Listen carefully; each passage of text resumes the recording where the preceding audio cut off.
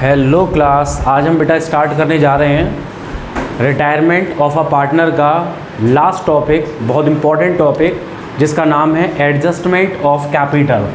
तो बहुत ध्यान से समझेंगे। टॉपिक का नाम है एडजस्टमेंट ऑफ कैपिटल। तो आज आप लोग सीखने वाले हैं कि कैपिटल को जब पार्टनर रिटायर होता है तो किस तरह से रिमेनिंग पार्टनर उसको एडजस्ट करते हैं, किस तरह से रिवैल्यूशन बनेगा, पीसीए बनेगा, बैंक अकाउंट ऑप्शनल है, आपका मन है, और रिमेनिंग फिर आपको बनानी होगी बैलेंस शीट। तो मैं पूरा आपको समझाने वाला हूँ, बस आप ध्यान से समझेंगे। तो मैं डी.के. गोयल की बुक का क्वेश्चन नंबर 45, क्वेश्चन नंबर है 45। मैं इसको आपको डिस्क्रिप्शन में इसका क्वेश्चन का पूरा स्क्रीनशॉट दे दूँगा, आप उसमें देख सकते हैं। फ़िलहाल चलिए स्टार्ट करते हैं। तो न्यूमेरिकल है question 45। The balance sheet of x, y and z who were sharing profit in proportion of capital. देखिए 3 पार्टनर्स थे, एक्स, वाई और जेड, और इनका जो प्रॉफिट है वो इनके कैपिटल के प्रोपोर्शन में है। देखिए जब भी प्रॉफिट कैपिटल के प्रोपोर्शन में हो तो ऐसे में आप इनकी कैपिटल देखा करें कितनी थी। तो कैपिटल थी 25,000, 20,000 और 15,000। तो फटाफट से 30 से 30 कट कर दें सभी के, फिर 5 से कट करें, 5 5 जा, 5 4 जा, 5 3 जा। तो इट मीन्स रेशो हो गया 5:4:3। ये इनका प्रॉफिट शेयरिंग रेशो हो गया। अब इसमें आगे बोल रहे हैं लाइबिलिटीज़ दी है, एसेट दी है, और लास्ट में बोला है वाई रिटायर हो गए फ्रॉम द बिजनेस। कौन रिटायर हो गए? मिस्टर वाई, यानी कि जिनका ये रेशो 4 था, ये फर्म को छोड़कर चले गए। ठीक है, कोई बात नहीं। अब आपको कुछ एडजस्टमेंटें दी हैं।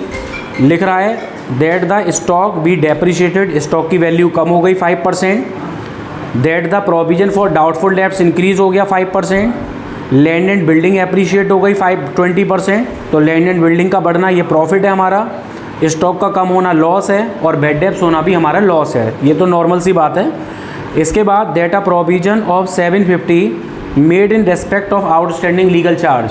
750 रुपये आउटस्टैंडिंग थे लीगल चार्ज के, तो आउटस्टैंडिंग लीगल चार्ज हमें पे करना है, तो ये भी हमारा लॉस है, डेबिट में शो करेंगे। इसके बाद है that the goodwill of entire firm, पूरे फर्म की आपको गुडविल दी है 16,200 की, और बोल रहे हैं y share of same be adjusted into the account of x and z. जो वाई का शेयर है उसको एडजस्ट किया जाएगा एक्स और जेड के अकाउंट से। तो देखें जब वाई रिटायर हो रहे हैं तो अब इनके शेयर को एक्स और जेड के शेयर से एडजस्ट किया जाएगा। इसके बाद लास्ट जो 7th नंबर है, ये बहुत इंपॉर्टेंट लाइन है, क्योंकि इसी से पता चलता है कि क्वेश्चन एडजस्टमेंट ऑफ कैपिटल का है। क्योंकि एडजस्टमेंट ऑफ कैपिटल के क्वेश्चन में आपको पहले से ही न्यू कैपिटल गिवन होगी, जिसको आपको करना क्या है, जो रिमेनिंग पार्टनर बचेंगे उनमें डिस्ट्रीब्यूट कर देना है। बस इतना होता है, बहुत आसान है एडजस्टमेंट ऑफ कैपिटल। जो न्यू कैपिटल दी हो उसको न्यू रेशो में न्यू पार्टनर्स में डिस्ट्रीब्यूट कर दीजिए। तो इसमें लिख रहा है that the entire capital of the new firm is fix. पूरे फर्म की जो कैपिटल थी वो 48,000 थी, और एक्स और जेड इसको इक्वल प्रोपोर्शन में डिस्ट्रीब्यूट कर रहे हैं। एक्स और जेड किस प्रोपोर्शन में कर रहे हैं? इक्वल। इसका मतलब एक्स और जेड का जो रेशो हो गया वो 1:1 हो गया, यानी इक्वल हो गया। तो देखें ये है ओल्ड रेशो और न्यू रेशो है एक्स और जेड का 1:1। अब इसके बाद इसमें कुछ भी इतना खास नहीं है। अब जो मैं आपको वर्किंग नोट बताऊं बस उस पर आप ध्यान दें। सबसे पहले आपको कैपिटल दी हुई है पूरे फर्म की, तो कैपिटल है पूरे फर्म की 48,000। ये देख लो आपको कैपिटल पहले से ही गिवन है। ये वो कैपिटल है जो पीसीए बनाने के बाद निकलती थी, वो आपको यहाँ पहले से ही गिवन होगी। इसको आप क्या करें, न्यू पार्टनर्स में बांट दें। जो पार्टनर्स बचे हैं, सॉरी एक्स और जेड बचे हैं, उनमें बांट दीजिए, ये उनकी न्यू कैपिटल हो जाएगी। 48 में हाफ एक्स को और 48 में हाफ वाई को, यानी कि 24 हो गई एक्स की कैपिटल और 24 हो गई वाई की कैपिटल। ये कैपिटल हो गई दोनों पार्टनर्स की। ये न्यू कैपिटल है जो पीसीए बनाने के बाद निकलती थी, वो हमने पहले से ही निकाल ली न्यू कैपिटल।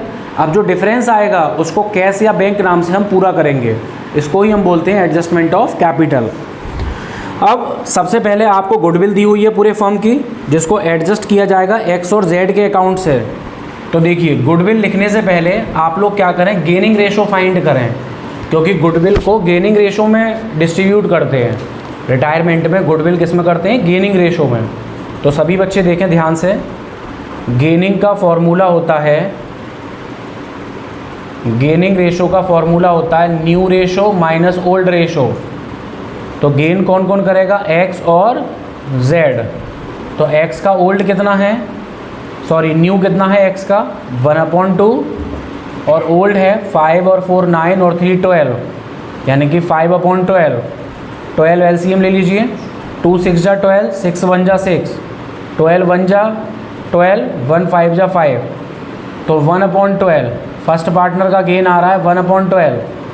अब z देखो कितना गेन कर रहा है, तो z का न्यू है 1/2 और z का ओल्ड है 3/12।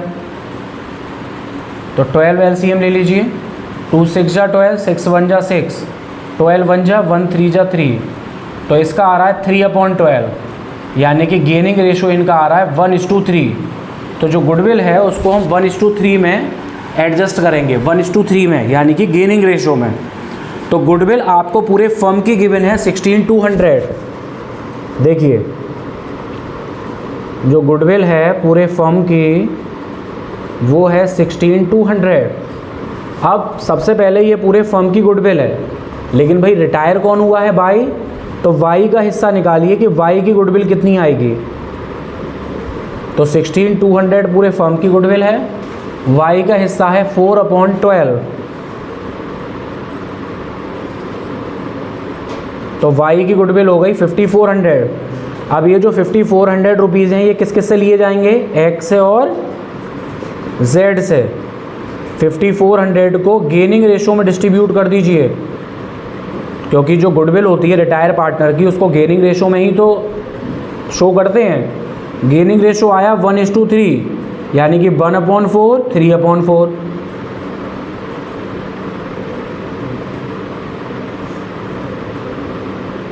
तो 1350 और 4050, तो ये गुडविल आ गई। जो 5400 की गुडविल थी वो 1350 और 4050 में हमने डिस्ट्रीब्यूट कर दी। रीवैल्यूएशन अकाउंट देखें इसी क्वेश्चन का।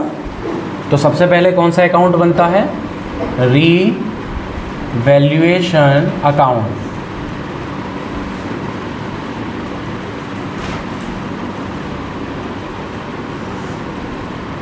तो समझे रीवैल्यूएशन अकाउंट को। तो रिटायरमेंट हो, एडमिशन हो, कोई भी चैप्टर हो, सभी में रीवैल्यूएशन बनाने का सेम रूल है। रीवैल्यूएशन कैसे बनता है, डेबिट साइड में सारे लॉसेस आते हैं रीवैल्यूएशन के, क्रेडिट साइड में सारे प्रॉफिट आते हैं। प्रॉफिट सभी जानते हैं कौन से होते हैं, मान लीजिए एसेट का इंक्रीज़ होना या लाइबिलिटीज़ का डिक्रीज़ होना, ये हमारे प्रॉफिट हैं। और इसका अपोजिट कर दीजिए, एसेट का डिक्रीज़ होना और लाइबिलिटीज़ का इंक्रीज़ होना, ये हमारे लॉसेस हैं। तो जब भी रीवैल्यूएशन बनाएंगे हम एडजस्टमेंट को देखेंगे। एडजस्टमेंट में जो भी लॉस होंगे वो डेबिट में, प्रॉफिट सारे क्रेडिट में। तो फर्स्ट एडजस्टमेंट है stock B depreciated by 5%। Stock की वैल्यू 5% डेप्रिशिएटेड हो गई, कम हो गई। तो स्टॉक हमारी एसेट है, एसेट का कम होना हमारे लिए लॉस की बात है। तो हम लिख देंगे टू स्टॉक 5%। डेप्रिशिएटेड हो गया तो स्टॉक का 5% हमने डेबिट में शो कर दिया। आगे है that the provision for doubtful debts increase to 5% on debtors. हमारा जो 5% अमाउंट है डेटर्स का वो बैड डेब्ट्स हो गया, डाउटफुल हो गया, तो ये भी हमारा लॉस है। तो डेबिट में लिखेंगे to provision for doubtful debts. ये बेटा डेटर्स पे निकलता है, तो डेटर्स का 5% निकालें। तो डेटर्स थे 5000 के, देख सकते हैं आप लोग, डेटर्स हैं 5000 के और 5000 का 5% होता है 250 रुपीज़। 250 में 100 ऑलरेडी हम प्रोविज़न में शो कर चुके हैं। देखिए 250 में 100 हम ऑलरेडी प्रोविज़न में शो कर चुके हैं। तो यहाँ पर कितना शो करेंगे, सिर्फ 150। फिर से समझ लीजिए, 250 का था 5%, 5000 का 5% है 250। 250 में 100 का ऑलरेडी प्रोविज़न है डेटर्स पर, तो अभी जो हम शो करेंगे वो सिर्फ 150 का प्रोविज़न करेंगे। नेक्स्ट है that the land and building appreciated हो गई 20%। तो लैंड एंड बिल्डिंग की वैल्यू एप्रिशिएट हो गई 20%। तो लैंड एंड बिल्डिंग था हमारा 25,000 का, 25,000 का 20% होता है 5,000। तो 5,000 ये हमारा प्रॉफिट हो गया, एसेट का बढ़ना हमारा प्रॉफिट है। आगे है that a provision of 750 made in respect of outstanding legal charge. आपने आउटस्टैंडिंग लीगल चार्ज, आपको आउटस्टैंडिंग मीन्स पे करना है, तो पे करोगे तो ये आपका लॉस है, डेबिट में शो कर दीजिए to outstanding legal charges, amount है 750। बस इसके बाद है गुडविल और कैपिटल, उससे रिवैल्यूएशन का कोई मतलब नहीं होता है। तो रिवैल्यूएशन का आपका ये कंप्लीट हो चुका है। अब रिवैल्यूएशन का लगाएंगे टोटल। तो जैसा हम देख पा रहे हैं क्रेडिट साइड ज़्यादा है, तो क्रेडिट का है 5,000।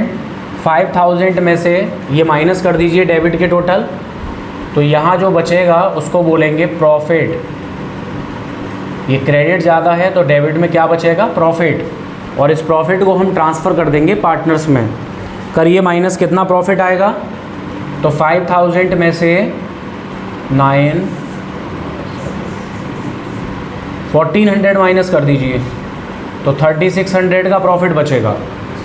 जो प्रॉफिट बच रहा है वो बच रहा है 3,600। अब इस प्रॉफिट को हम किस किस में डिस्ट्रीब्यूट कर देंगे, एक्स, वाई और जेड में, क्योंकि जब पार्टनर रिटायर होता है तो अपना प्रॉफिट लेकर जाता है। क्या रेशो था इनका, 5:4:3, यानी कि 5:4:3, 5 और 4 9 और 3 12, 5/12, 4/12, 3/12। तो इसको डिस्ट्रीब्यूट कर दीजिए, 12 3 जा 36, 3 3 जा 9, 3 4 जा 12, 3 5 जा 15। तो ये 1,500, 1,200, 900 हमने इस प्रॉफिट को तीनों पार्टनर में डिस्ट्रीब्यूट कर दिया। अब इसके तुरंत बाद हम बनाएंगे पार्टनर्स कैपिटल अकाउंट। तो बहुत इजी है पार्टनर्स कैपिटल भी, तो समझें सभी बच्चे कैसे बनेगा पार्टनर्स कैपिटल अकाउंट। तो पार्टनर्स कैपिटल अकाउंट देखें, पर्टिकुलर्स और जितने पार्टनर हैं उतने कॉलम बना लीजिए, पर्टिकुलर्स और पार्टनर के नेम, पर्टिकुलर्स, पार्टनर्स हैं x, y, z, particulars x, y और जेड। अब पार्टनर्स कैपिटल का रूल समझ लीजिए, जब भी पीसीए बनाएंगे तो ऐसे केस में हम पार्टनर्स को देखेंगे। किसको देखेंगे, पार्टनर्स को। तो पार्टनर्स की जितनी भी कैपिटल है, देखो क्रेडिट साइड में क्या आएगा, पार्टनर की कैपिटल और पार्टनर के सारे प्रॉफिट और पार्टनर के रिजर्व। मतलब जो भी चीज़ जिससे कैपिटल इंक्रीज़ होगी पार्टनर की, अगर पार्टनर की कैपिटल बढ़ रही है तो वो क्रेडिट साइड, और अगर पार्टनर की कैपिटल कम हो रही है तो वो डेबिट साइड। यानी कि पार्टनर की कैपिटल से अगर कुछ लिया जाएगा तो डेबिट साइड, और पार्टनर की कैपिटल में देकर उसको बढ़ाया जाएगा तो क्रेडिट साइड। बहुत आसान है। तो सबसे पहले पार्टनर्स कैपिटल में हम दिखाते हैं पार्टनर की कैपिटल किस नाम से, by balance BD, brought down. तो पार्टनर की कैपिटल है एक्स वाई जेड की 25,000, 20,000 और 15,000, तीनों पार्टनर्स की कैपिटल हो गई। लास्ट क्लास में मैंने फॉर्मेट लिखवाया था, तो उस फॉर्मेट को समझ लीजिए। मैंने क्या बताया था, सबसे पहले कैपिटल दिखाते हैं, इसके बाद फिर हम लाइबिलिटीज़ में देखते हैं कोई रिज़र्व तो नहीं है।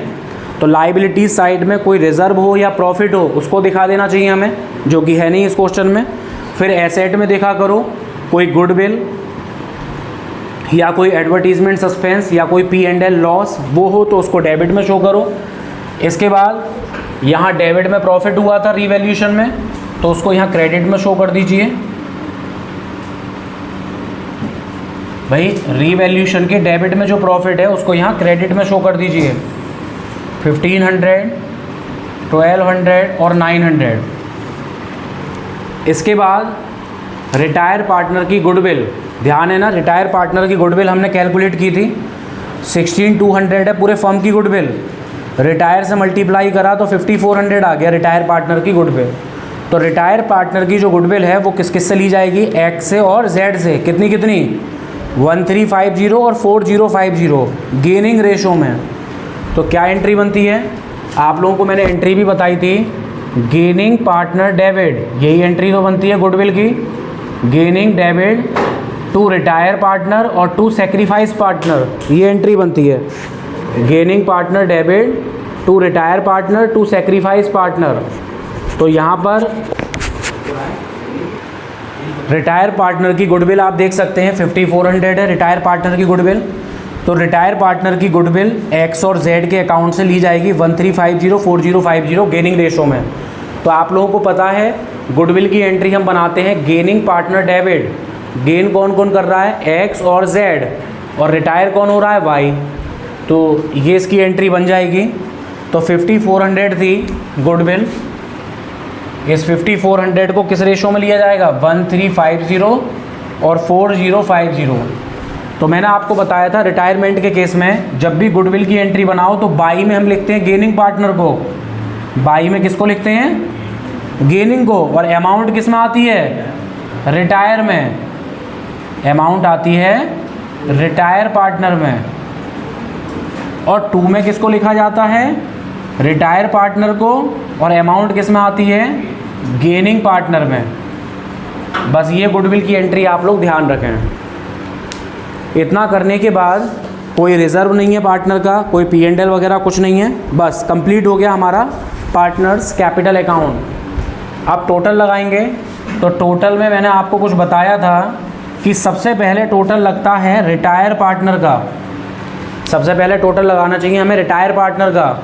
तो रिटायर का टोटल देखो, क्रेडिट का कितना है, करिए टोटल,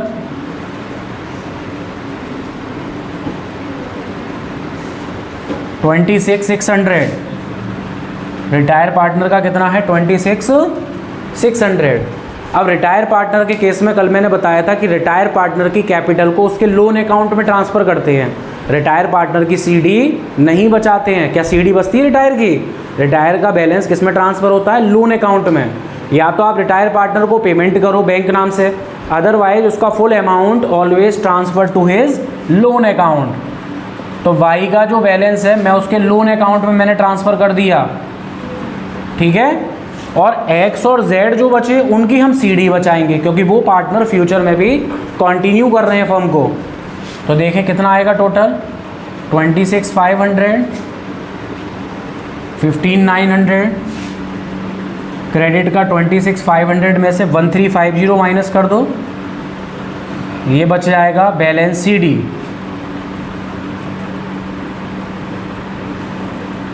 $25,150